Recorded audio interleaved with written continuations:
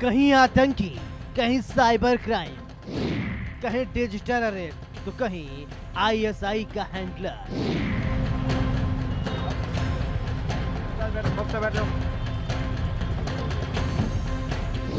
दिल्ली, मुंबई, उत्तर प्रदेश और राजस्थान की कहानी।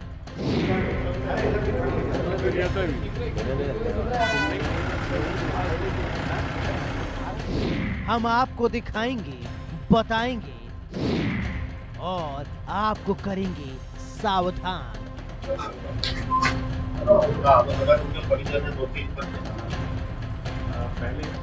बस आप देखते रहिए सलाखे अगले आधे घंटे तक। और ब्रेक के बाद एक बार फिर बुलेटिन की शुरुआत करते हैं। बुलेटिन में बात होगी दहशत की। दरअसल देखिए, राजस्थान से खबर है जहां पाकिस्तानी जासूसों पर बहुत बड़ा एक्शन हुआ और 3 दिनों में 3 अलग अलग लोगों को गिरफ्तार भी किया गया है। हनुमानगढ़, जोधपुर, जैसलमेर में पकड़े गए एक जासूस राजस्थान इंटेलिजेंस की टीम को इसे लेकर बहुत बड़ी कामयाबी मिली है। राजस्थान में पाकिस्तानी जासूसों और आतंकी संगठनों से जुड़े संदिग्धों के खिलाफ सुरक्षा एजेंसियों ने बड़ा अभियान छेड़ दिया है और पिछले कुछ दिनों में लगातार हो रही कार्रवाई से खुफिया तंत्र पूरी तरीके से अलर्ट मोड पर नजर आ रहा है। ताजा घटनाक्रम में पिछले 3 दिनों के भीतर अलग अलग जगहों पर 3 संदिग्धों को गिरफ्तार किया गया है।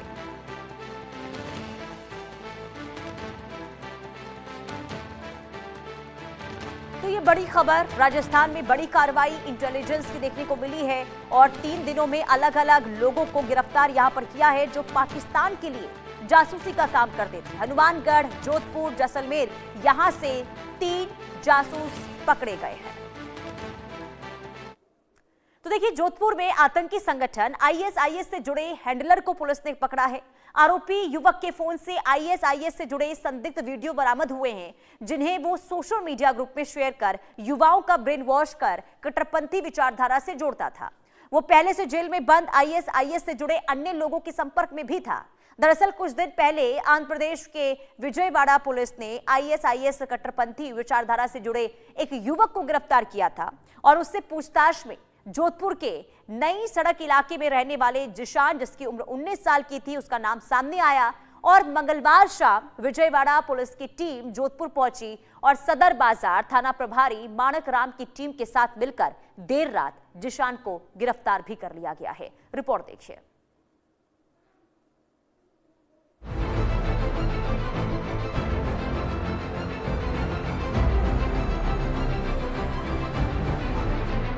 जोधपुर में आतंकी संगठन आईएसआई का हैंडल पकड़ा, एग्जाम पास कर बना।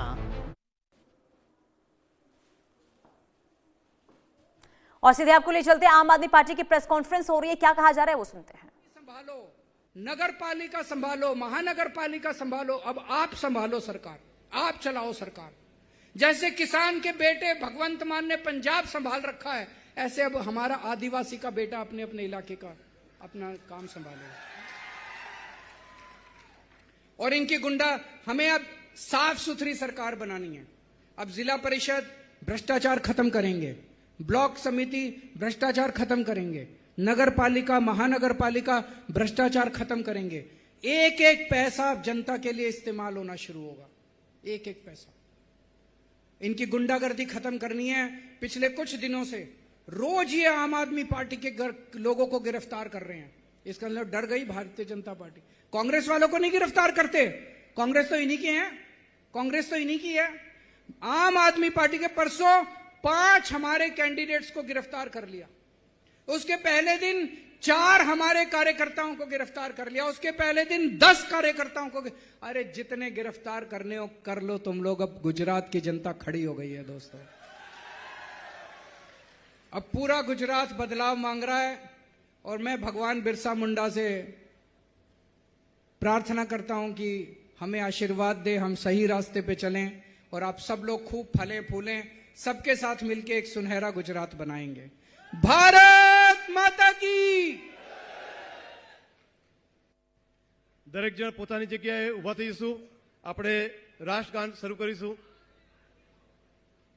जनगण मन अधिनायक जय हे भारत भाग्य विधाता, पंजाब सिंध गुजरात मराठा द्राविड उत्कल बंगा, विंध्य हिमाचल यमुना गंगा उच्चल जलधि तरंगा, तव शुभ नामे जागे तव शुभ आशीष मांगे, गाहे तव जय गाथा, जन गण मंगलदायक जय हे भारत भाग्य विधाता, जय हे जय हे जय हे जय जय जय जय हे।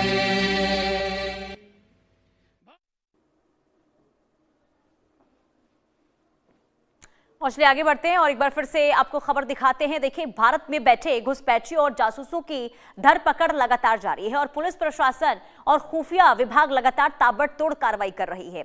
लेकिन देश के तमाम शहरों से देशद्रोहियों को ढूंढ ढूंढ कर अब बाहर निकाला जा रहा है। ऐसे में यूपी के मथुरा से जिस महिला की गिरफ्तारी हुई, उसने सभी के होश उड़ा दिए हैं। क्या पुलिस, क्या पड़ोसी और क्या परिवार वाले ई रिक्शा चालक मीरा ठाकुर की गिरफ्तारी के बाद सभी दंग रह गए। मीरा ठाकुर उर्फ हरिया को यूपी के मथुरा से गिरफ्तार किया गया। मीरा ठाकुर का सीधा कनेक्शन पाकिस्तान से निकलकर सामने आया है, जिसने पूरे इलाके में हड़कंप मचा दिया है। रिपोर्ट देखिए।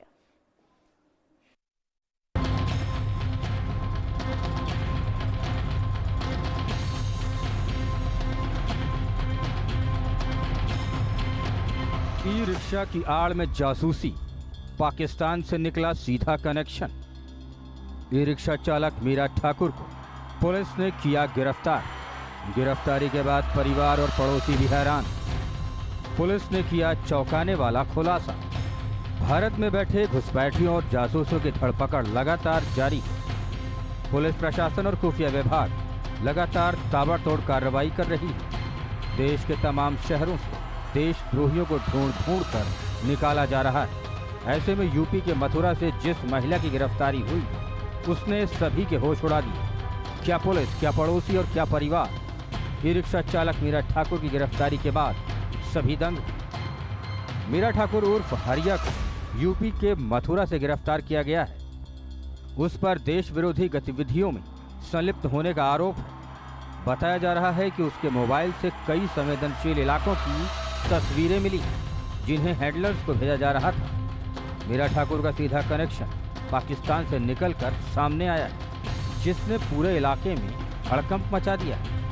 जासूसी मामले में मीरा ठाकुर का नाम सामने आने के बाद हर कोई हैरान। किसी को अपने कानों पर यकीन नहीं हो रहा।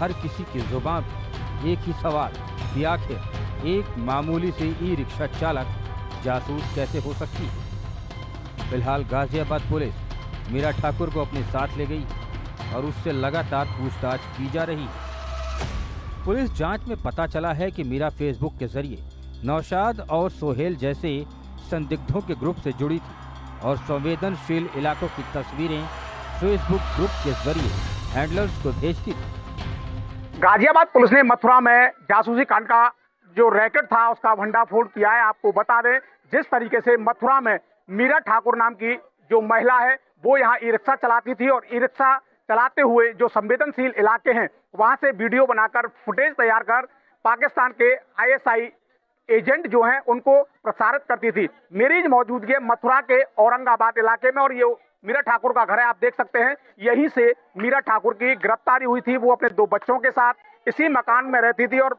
उसका जो पति है उसके बीच और मीरा ठाकुर के बीच आपसी मनमुटाव था और यही वो कारण है कि दोनों बच्चों के साथ वो यहाँ रहती थी और अक्सर उससे मिलने के लिए कुछ बाहरी तत्व के जो लोग हैं वो यहाँ अक्सर आया करते थे। और आप देख रहे होंगे तस्वीरों में, अब यहाँ पुलिस ने जिस तरीके से उसकी गिरफ्तारी होने के बाद आज यहाँ पूरे तरीके से उसके मकान पर ताला लगा हुआ है। ताला लगने के बाद में तरह तरह की चर्चाओं का बाजार जो है वो यहाँ लगातार गर्म है। मैं एक बार कहूंगा कैमरामैन से जरा दिखाएं, जिस ई रिक्शे को अक्सर मीरा ठाकुर मथुरा के अलग अलग इलाकों में चला करके पैसा कमाती थी और यही नहीं बल्कि उसके द्वारा जिस तरीके से संवेदनशील इलाकों के फोटो और वीडियो तैयार कर दूसरे मुल्क को भेजे जाते थे, इसी आरोप में अब उसकी गिरफ्तारी यहाँ से हुई है। गिरफ्तार करने के बाद गाजियाबाद पुलिस उसे गाजियाबाद ले गई और लगातार अब उससे पूछताछ की जा रही है। आरोपी मीरा ठाकुर के भाई नरोत्तम के मुताबिक परिवार को लगा था कि पति से विवाद के कारण पुलिस उसे ले गई है,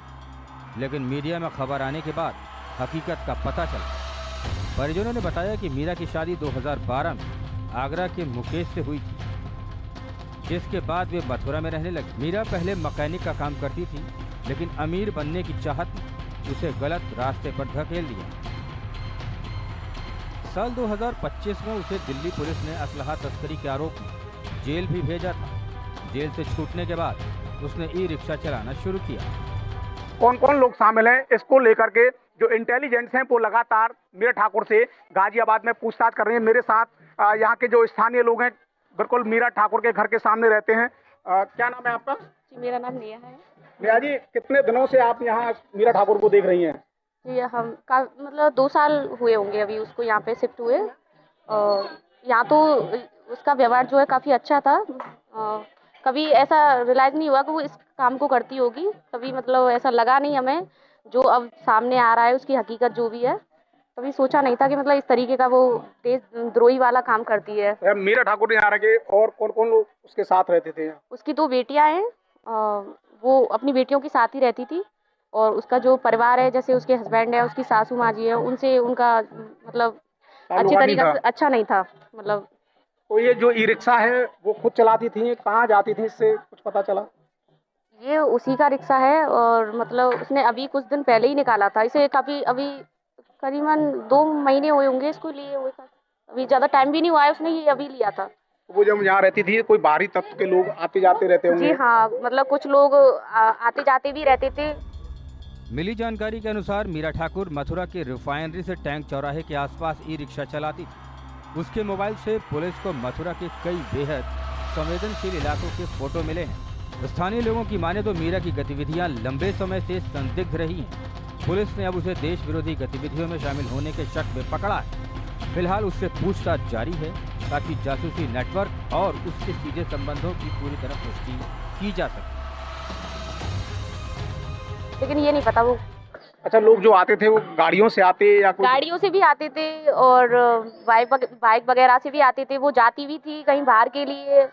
इसको तो वो कम चलाती थी। अच्छा। ये उसने लिया था बट ये कम यूज करती थी इसको। ये तो यही खड़ा रहता था वैसे। जो लोग उसके पास आते थे तो उनके साथ गाड़ियों में जाया करती थी? जी हाँ। अच्छा, घर से गायब भी रहती होगी कई? जी हाँ, 5-6 दिन घर से गायब भी रहती थी। अच्छा, बच्चों के साथ लेके जाती थी क्या? बच्चों को साथ नहीं लेके जाती थी। उसकी माँ जी रहती है यहाँ पे बाजार में अंदर। उनकी माँ है बूढ़ी, उन्हीं के पास ही उनके बच्चे रहते हैं दोनों। तो जिस तरीके से जो उनका खाने पीने की जो व्यवस्था है वो कहाँ से चलती थी, कुछ पता? क्योंकि आप बहुत पड़ोसी हैं, आपके पास आती जाती भी होंगी?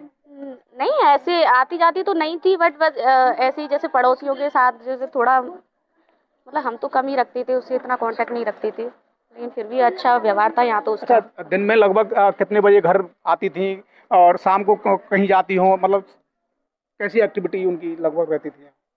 उसका कोई टाइम नहीं था, कहूँ तो 12 बजे भी चली जाती थी, कहूँ तो। पुलिस पूछताछ में मीरा ने बताया कि उसकी जान पहचान फेसबुक के जरिए नौशाद से हुई थी, जिसके बाद वह सोहेल और नौशाद के ग्रुप में शामिल हो गई। ऐसे में अब पुलिस इस बात की बारीकी से पड़ताल कर रही है कि इन ग्रुप्स के जरिए उसने किन संवेदनशील जानकारियों का साझा किया है। मीरा के मोबाइल डेटा और उसके हालिया गतिविधियों को चेक किया जा रहा है ताकि मीरा ठाकुर देश विरोधी गतिविधियों की तह तक पहुंची जा सके। आगे बढ़ते बड़ी खबर सामने आ रही है। राजधानी पटना में बच्चों के विवाद में खूनी संघर्ष हुआ है। पत्थरबाजी में कई लोग घायल हुए। करीब आधे घंटे तक पत्थरबाजी होती रही। कई लोगों की हालत बेहद गंभीर बनी हुई है। 25 लोग गिरफ्तार कर लिए गए हैं। 2 पिस्तौल और 6 खोखा बरामद किए गए हैं। राजधानी पटना से ये खबर, जहां मनेर थाना क्षेत्र में मामूली विवाद ने देखते ही देखते हिंसक झड़प का रूप ले लिया। दरअसल बच्चों के बीच ये विवाद शुरू हुआ था और इसने अचानक 2 पक्ष आपस में भिड़ते हुए नजर आए और ये पूरा विवाद संघर्ष में बदल गया। पहले दोनों पक्षों के बीच कहासुनी हुई, लेकिन मामला इतना ज्यादा बढ़ा कि देखते ही देखते जमकर यहाँ पर आपस में हाथापाई करते हुए नजर आए। करीब आधे घंटे तक पथराव हुआ और महिला और पुरुष समेत दर्जनों लोग इसमें घायल हो गए।